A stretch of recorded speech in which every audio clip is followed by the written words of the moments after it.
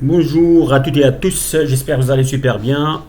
Je reviens vers vous, cette fois-ci avec un problème pour vous divertir un petit peu, changer le rythme des exercices, des problèmes, des énigmes que je suis en train de poser. Je l'ai créé pour vous, pour vous pousser à passer des moments de divertissement avec ce genre de problème. Je vais vous le lire. Je l'ai appelé le problème du réservoir et des robinets. On considère deux robinets notés par R1 et R2 et un réservoir d'eau d'une capacité donnée. Le robinet R1 peut remplir le réservoir en 30 minutes, tandis que le robinet R2 peut le remplir en 15 minutes. Si le réservoir est complètement plein d'eau et on ouvre un trou d'évacuation de l'eau au fond du réservoir, ce dernier se vide en 20 minutes. On suppose que le réservoir est vide et qu'on ouvre le robinet R1 pendant 5 minutes avant d'ouvrir le deuxième robinet R2 pour remplir en même temps le réservoir avec R1. Après 10 minutes de l'ouverture de R1 et 5 minutes de l'ouverture de R2, on ouvre le trou d'évacuation. Combien faut-il de temps pour remplir le réservoir d'eau? Donc, de manière succincte, il s'agit ici d'un réservoir qui a une certaine capacité, qui n'est pas donnée.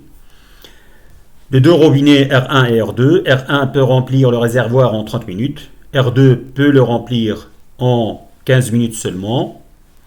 Et au fond du réservoir, il y a un trou d'évacuation de l'eau qui, une fois le réservoir est complètement plein d'eau, ce trou peut l'évacuer complètement de l'eau qu'il contient en 20 minutes.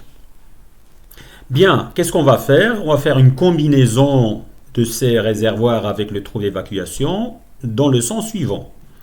On commence tout d'abord par ouvrir le robinet R1 pendant 5 minutes.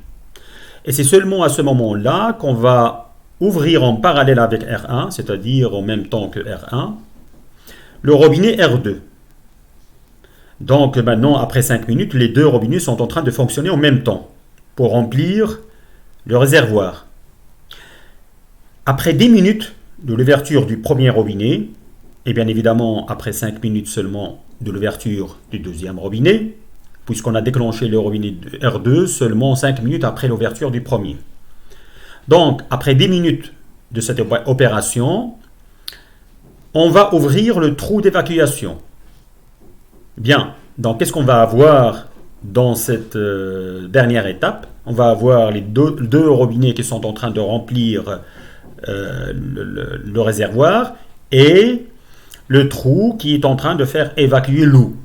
Bien évidemment, c'est clair que la puissance de R1 et R2 pour remplir le réservoir étant plus grande que celle du trou pour évacuer l'eau. Et donc on va avoir à un certain moment le réservoir plein.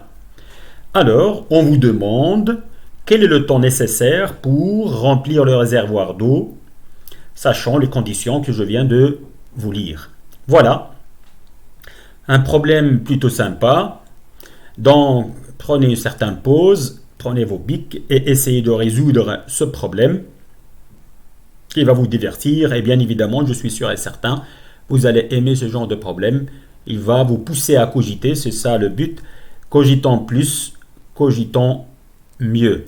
Bien, donc, comme d'habitude, je vous incite à aimer et liker mes vidéos, regarder mes autres vidéos, inciter votre entourage à s'abonner à ma chaîne, un entourage qui aime ce genre de contenu bien évidemment.